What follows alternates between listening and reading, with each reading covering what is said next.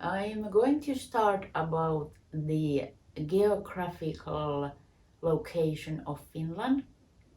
It is in Northern Europe between Russia and Sweden. And we also have a little, maybe 700 kilometers border with Norway. But our biggest neighbors are Russia and Sweden. And in south and west there is the Baltic Sea.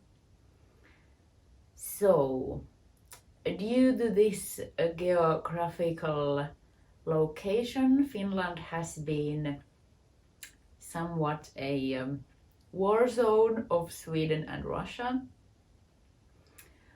We've been under both of them a few hundred years back in the day, and I think I'm going to start the history from 1809, when Finland was under Sweden and Russia attacked Sweden and gained Finland to itself.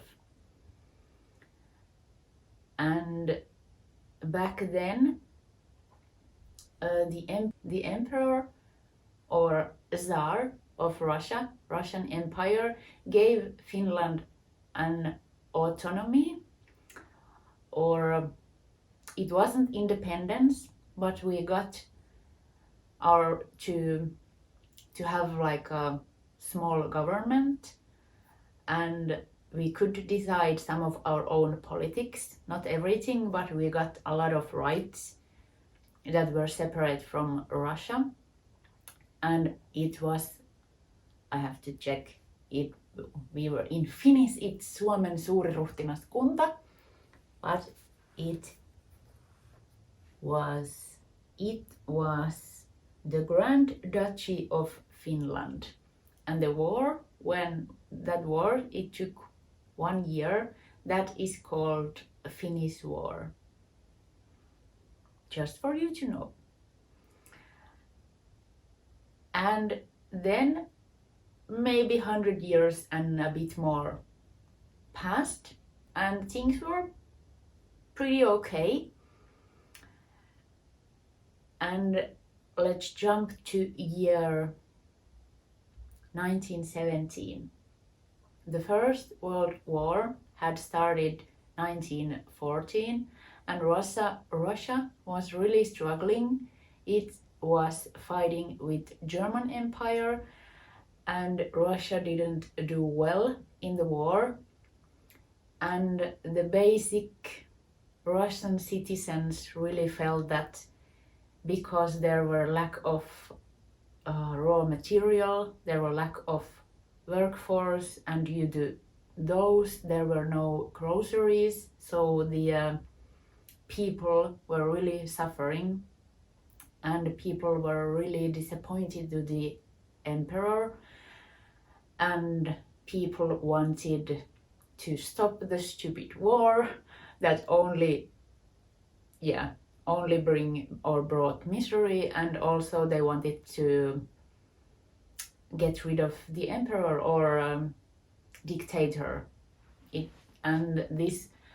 I'm cutting corners quite a bit, but that was due to a longer it wasn't only the war, and it's actually really interesting in many ways, but I cannot talk about every detail, even though I want to. Anyway, people were disappointed. And due to that, in 1917 became Russian Revolution, and in March, the Emperor Nikolai II gave his throne away. And there is a word for this I didn't actually even know, which is abdication. When you give up the crown, or the Tsar or Emperor was abdicated. Okay, I didn't know that, and I don't think it stuck to my head even now. Anyway, abdication. So the emperor gave away his crown and there were temporary government in Russia. And then Finland thought that maybe now it's our time, because we had been part of Russian Empire and it didn't exist anymore. There was some temporary, I cannot remember the name, because there were few Russians before it landed on Soviet Union. But some of the Middle Russians,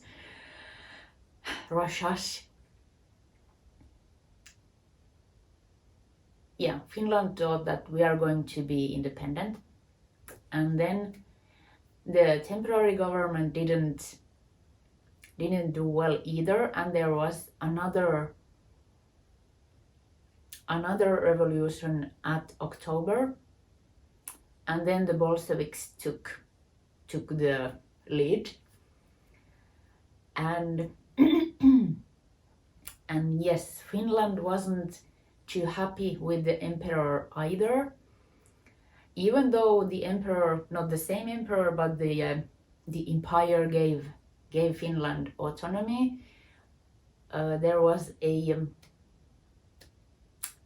time period started at 1899 that was called the years of Russification, and that tells it all.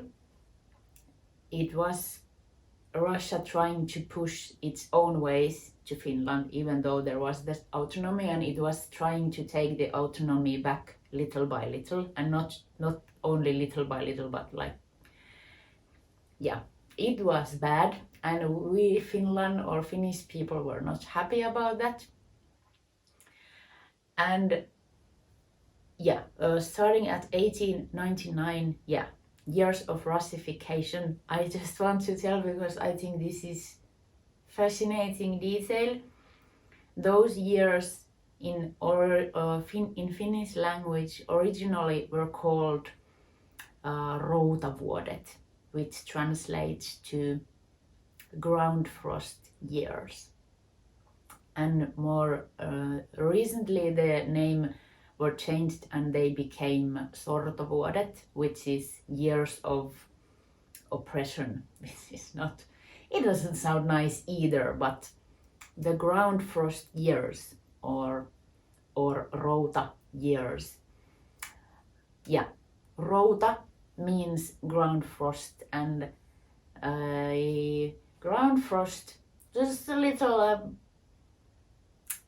physics or something. It happens when there is water in the soil and then the soil freezes. So in general, when water freezes, it takes more space than it takes when it's liquid. So when the ground starts to freeze and there is water, the water in the ground lifts the ground up, because the water is like growing, kind of, and that makes for example road damages, and it can get really bad. But also farmers can in fields, this is a nice phenomenon, but in general I think it is considered kind of a nasty phenomenon. So I think the routa years is really, there is something so Finnish in that. Okay, but it's years of I just said it. Anyway, years of Russification is the official English term for it, and official Finnish term is sortovuodet, which is years of oppression, I think. Yes. So we were not happy, or Finland was not happy. So we decided that, hey ho, we are going to we are going to announce ourselves to be independent, and Finland did that in 6th of December 1917. And Finland asked other countries to acknowledge the independence, but other countries said that they want to wait that Russia does it first because it was the former leader. So Finland sent a party, or anyway, 3 men to Russia to handle the thing, and it was officially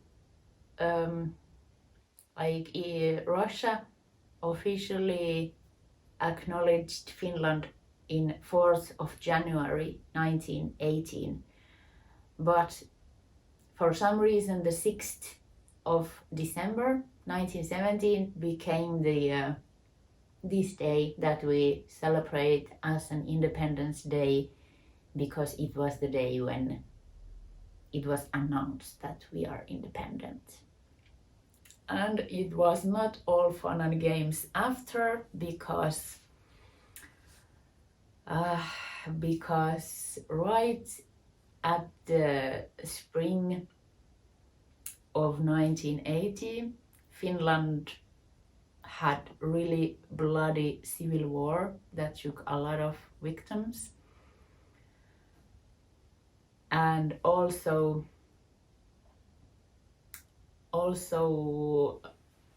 at 1939, Russia attacked Finland during the Second World War. And yeah, that's a whole nother thing. But we managed to keep our independence back then, but with a really high price. Finland had to really pay about that. But we stayed independent. Yes, maybe I'm going to have to talk about the Civil War and other wars at some other time. But yeah, I wanted to, because I had forgotten the whole Routavuodet, or the years of depression, that term. There is well, at least in Finland, it's famous painting. I'm going to put the name of the artist here, and maybe the picture also. And it kind of describes the situation before or back in Sortovuodet or in Routavuodet. And that white maiden is Finland. The country of Finland is called Maiden of Finland. I'm not sure if there is an official term in English for that, but it's because Finnish map looks a bit like a lady with a skirt.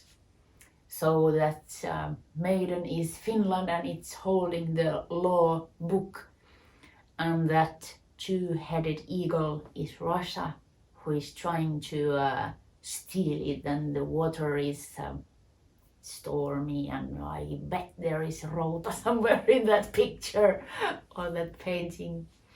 Anyway, it's really strong painting.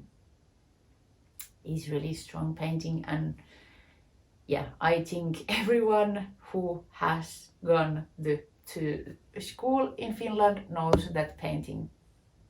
Everyone has seen it. So yeah. Also, I want to link a song that is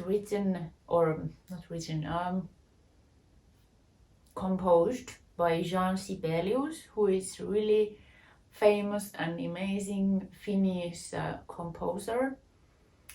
He did compose this magnificent song called Finlandia, and it was originally instrumental song. There were no words or lyrics for it, And I think at somewhere 30s or 40s, some choir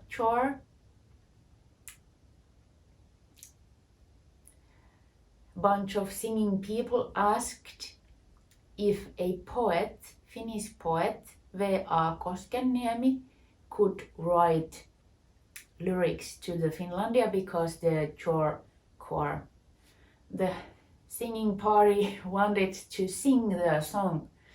So V.A. Koskenniemi did write lyrics, and what lyrics did he write? Oh my goodness. The song is about, I think it's about Finland gaining its independence. The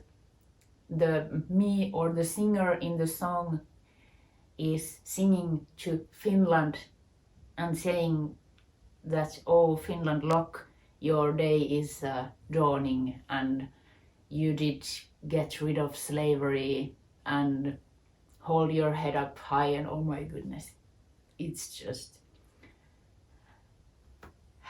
and I think the best way to listen the song, well, it's really beautiful just as is, without singing, but if you are going to listen it with vocals, you definitely should take something where there is that whole bunch of people and the choir, because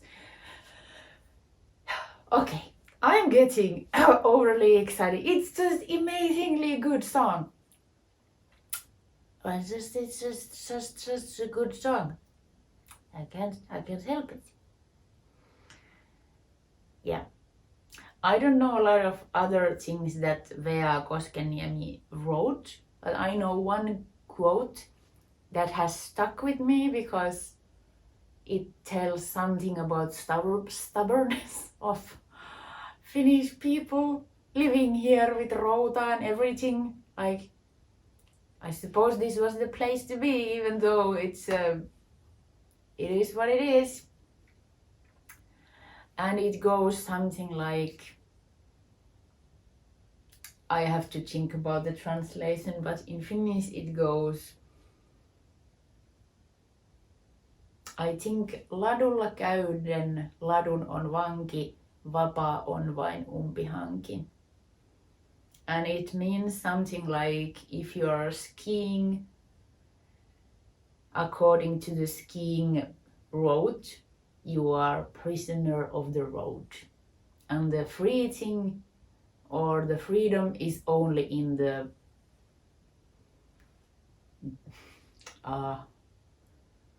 umpihanki is also a very Finnish word. Umpihanki is a lot of snow where there is no road. And you can imagine it's not easy to ski there or walk there or do anything there, even if you have the gear. So the freedom is only through the umpihanki, the snow, the huge amounts of snow. And yeah, so yeah, that's something V.A. Koskenniemi wrote. Yes, I think we Finnish people have some stubbornness issues. Also random fact, independence in Finnish language is itsenäisyys, and stubbornness in Finnish language is itsepäisyys. They are kind of close, so it's I don't know, it's just joke or a thing to, instead of saying happy itsenäisyyspäivä, say happy itsepäisyyspäivä, happy stubbornness day. Because, I don't know, I'm not too patriotic, but I think the event in the world that we are actually living next to Russia, and Russia is doing what Russia is doing, it has made me think more about my grandparents who fought the war and my parents who were born just a little after the Second World War fights in Finland. So I don't know, it makes you think. Yeah. But happy Independence Day, Finland and everyone. Let's keep it this way. Thanks for watching. I love that you are there and I hope to see you soon. And if you like to hear some things like this, please let me know. It was nice to do a little history recap. But see you soon. Bye.